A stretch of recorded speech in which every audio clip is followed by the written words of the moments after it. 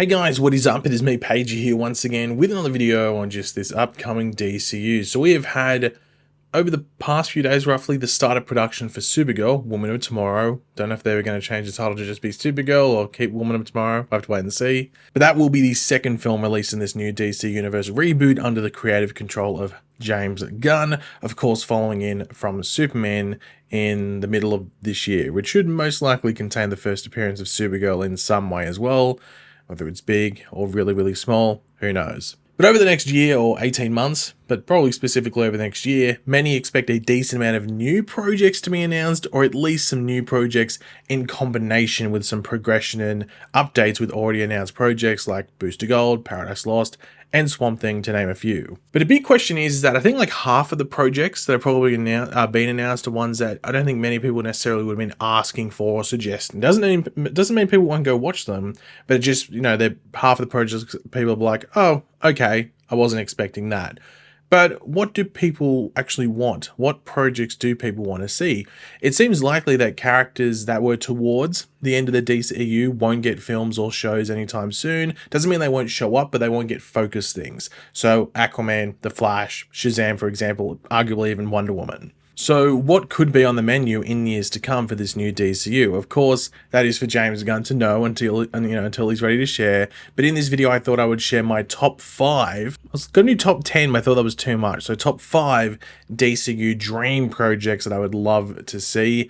These could be made into films or series, not too fussed for the most part. But when I list them, I will mention whether I think film or series will be the best option to tell the story. And I also will give the likelihood, like how likely do I think we'll see this specific project at some point in the DCU? Not necessarily over the next 5 to 6 years, but at some point while James Gunn is running it. Like, what are the chances there? And I'm also not going to list these in any particular order, but I will leave my most wanted, like the one I really want to see the most, right until the end. But of course, throughout the video, be sure to let me know in the comment section down below your dream projects for this DCU. What do you want to see the most? You could leave a top 3, top 5, top 20. It might be that advantageous that you're like, hey, I really want to see these top 20, and I think that's going to happen. Let me know in the comment section down below what you'd like to see, as well as your thoughts on my options. And of course, if you're going to enjoy the video, want to drop a like, takes 2 seconds. So the first off is one that I really, obviously all of these I really want to see because I think they sound really cool. And I just want to see them. But the first one is one that I was actually probably I was thinking, is this the one I want the most? And I think it just gets pipped by the one that I actually really want to see the most. This is probably my second most, though I'm listing it arguably in last if we're going from worst to best. But that is a Green Arrow film. And I say emphasis on film just because we had Arrow that ran for 8 seasons. It is very iconic in regards to it. I know there's the whole debate about the comic accuracy, and I've really made the point of like, hold on, if the Arrow show was comic accurate, it would have not even been picked up, let alone being cancelled after 1 season. It would not have been picked up. They wouldn't have picked up that type of show. But I'd love to see a Green Arrow film that does lean more into the comic side of the character. And I think just doing a TV series, once again, people will go, well, hold on, Arrow's my show, and you might be going along the same beats and stuff like that. So I think a film is the best way to focus in on Green Arrow if you're going to do him. And I have a feeling James Gunn wants to use the character. He's name dropped him a couple of times. I don't know necessarily in regards to like the spectrum, if you want to put him in regards to like how much James Gunn likes the character, but I think it probably leans maybe into like the James Gunn tone more than a lot of other characters within the DC universe. So there's a decent chance or a decent increase of likelihood just due to that. But I think the film also allows you to do a bit of a street level character outside of Batman, because that's one of the big things. A lot of the DC, or like in the DC universe stuff, it's very much like overpowered characters or god level characters like a Superman, a Flash, a Wonder Woman, a Green Lantern, an Aquaman. And then you have Batman, you can do street level stuff there, but also they're leaning into a very fantastical Batman because they don't want to do much like what Matt Reeves is doing, which is the very overly grounded one. So Green Arrow can be even like a more street level version of that as well. And I think lean into a bit of a brighter side of things as well. In regards to villains, I've talked about this before in regards to like villain side of things. I've always said that like a Count Vertigo would be a really cool villain to use. And even arguably you can do the whole like opposite thing, like, like the reverse, the villain has the same sort of powers and stuff, which is very cliche with comics, but I think it works with Arrow, especially if you do someone like Komodo. You could do Merlin if you want to, but I think Komodo plays into it really well. It just would be interesting if they did Green Arrow. Do they make it an origin story? I think they should, personally. just to play into it, because I wouldn't mind if it was a younger Green Arrow going into it. But because of Arrow being there, they might not, because Arrow, technically, his origin story was over 5 seasons in the flashbacks and stuff. And Gunn has talked about, like, if an origin's been focused in on a lot before with the previous character, we're really not going to do that. Does he count Arrow with that? Would he count the Flash if they do Barry Allen with that, for example? We know he's not doing it with Superman. He's not doing it with Batman, so who knows? My second most wanted project is a TV series. I'll say this right out of the gate before I announce it. It's an anthology, live action preferably, but I'd take animated if it was the only way we could get it done. But I prefer a live action anthology TV series around this, and this is Elseworlds. I think this is the coolest way. There's this thing about Gunn saying we're still going to do Elseworlds movies if someone presents it really well.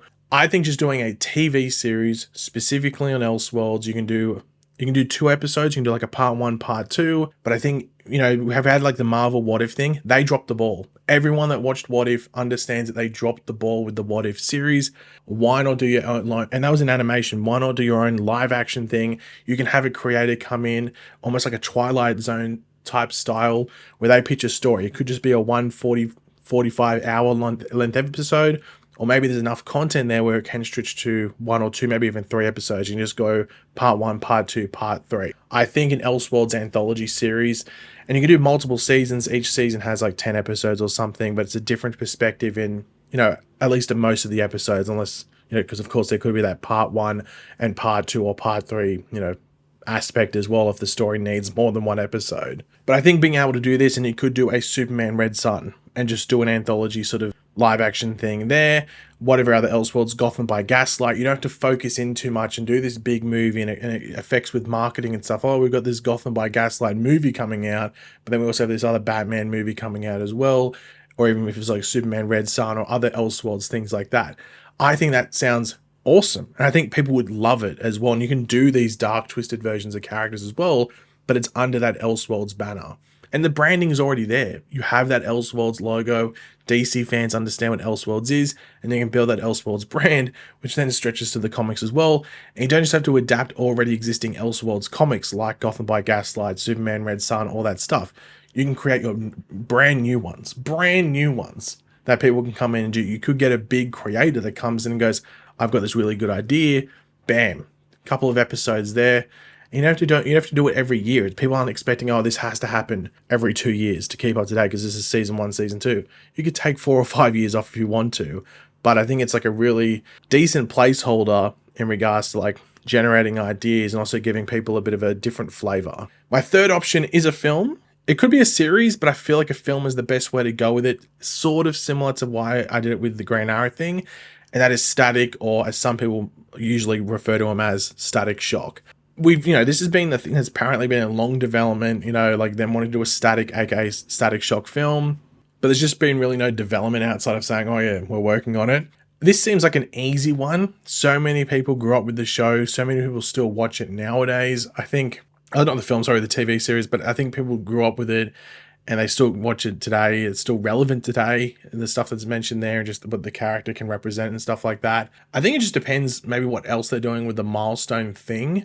But then again, they folded in like the Authority more in, like that's like a Wildstorm thing, and they folded that heavily into this new DCU. So maybe you don't have to represent a lot of the other milestone stuff to use Static as a character, though I think using a character like Icon would be really cool as well. But maybe if Static is successful, then they could lead to using Milestone as well. Like the actual, it's not Milestone, Icon, but more of the Milestone characters alongside Static, Icon, and some other ones as well. But I think, Static or Static Shock just seems like such an easy one that, to want to develop and use. And I don't necessarily think it would be a hard one to get right, to be completely honest, especially if you just know what people like about the character and how to use the character. But yeah, this just seems like it'd be an easy slam dunk, and it wouldn't cost a lot, you wouldn't think. So my second last one is a big one. This is one that I wouldn't expect for a while, at least for 8 or 10 years maybe from this point. But that is some sort of crisis film. Now, this doesn't mean Crisis on Infinite Earths. If that's the way they want to go about it, fair enough. But something about whether it's Identity Crisis, Infinite Crisis, Time Crisis, whatever it is, or Crisis in Time, whatever that thing is called. I think a crisis thing is the best way just to call a crossover film. So I don't know if they should do Justice League movies. I think they should just do Crisis movies. Crisis is very identifiable to DC. So I think anything that's like that is a big crossover film, like a big event film, should be called Crisis something or something Crisis, whatever it is. I think that's the way to go with it. I think a really cool one to do and use it in the context of the DCU, but shift the story around to maybe fit the characters that you've already used is Identity Crisis. Because I also don't think, like, a lot of people know what Crisis on Infinite Earths is. Identity Crisis is such a good story, but a lot of people, even DC fans, might not have read it. I know it's a very popular one, but there's still people that would not have read it. And you could also use it in the context of the DCU and the characters you have there and switch around the characters and stuff like that. Obviously, the comic aficionados would be like, "Oh, hold on, you can't change it." Yeah, you can change it because you're out of it's an adaptation. You're adaptating it. So, or you're adapting it, might I say. So you can change it around if you want to. And I think the general audience would like it as well, because it's like a bit of like a murder mystery. What's going on here sort of situation. So if I had to pick a Crisis film, though I'd love to say Crisis on Infinite Earths, because you could just go balls to the wall, especially with a big movie budget. I think story-wise, Identity Crisis would be cool. And my final one, the one I want to see the most, my top one dream DCU project. As I said, Green Arrow was up there. And if it had to be just a singular one-person character, it'd probably be Green Arrow, but as just a film/series, because this is the only one where I'm like, it could be either.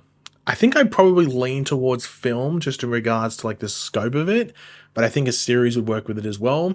But my number one option is JSA or Justice Society of America. I think there's so much untapped potential you can use with this group, whether it is in the modern day context or the past, or you do a bit of a mix of the two. I think there's almost like a bit of like you could do something like a bit of a Watchmen feel if you really wanted to, because Gunn's talked about Watchmen being one of his favorite things, but you could use Watchmen in the context of maybe the JSA if you wanted to go down a bit of a darker angle with it. But I think if you just did like an older thing and you focused in on the group maybe being around in World War II, maybe being even around during World War I or in between, or maybe even like in the 70s or 80s, like they're the first, well, they should be the first superhero group. I think that would be a cool thing for the DCU, because Gunn has said that we're going to see different time periods. And I think using a film, preferably maybe a series if they wanted to, but preferably a film to focus in on the first superhero group, it seems like a no-brainer within this DCU. And maybe he wants to world build a bit. We know that Sergeant Rock is a movie that's most likely happening, which will be in World War II. And maybe there's some little crumblings or, little seeds that are planted that maybe lead to the JSA or hint at the JSA being around during that time. This just seems like such a smash hit waiting to happen. And you could cast some, I think this is the one, because there's been criticisms about Gunn's casting where there's really no big names there, but I think that's intentional. He's trying to cast for the next 5 to 10 years, and everyone he's casting will be big in 5 to 10 years time. But I think the JSA, especially if you maybe use some older characters, is where you could cast big names that are already established, people in their 40s and stuff like that, if you want to make it a somewhat experienced group that can still be active. So I don't know. To me, JSA seems like the one movie I'm shocked that there's no even like rumors that's being developed, because I think it's such an easy one to do, or like an easy one to plant in, because you can choose your time period in the past. But then again, maybe it's just because it has some, just the fact that it's got the same person word, Justice. Maybe people won't confuse it with the Justice League, but I mean, come on. Like, I'd be sort of disappointed if we get even like 2 or 3 years by now and there's no hint of this type of film happening. Like, come on, there's so much room and so much fun to play with here. But yeah, guys, thanks for watching. Hopefully you enjoyed the video. If you did, it'd be awesome if you could drop a like and show support. Let me know in the comment section down below your most wanted DCU project, maybe a top 3, maybe a top 5, whatever, and your thoughts on my ones. Do you like my ones? Do you hate them? I don't know. Let me know. And of course, if you are new to the channel, make sure to subscribe, and I will catch you guys later. Goodbye.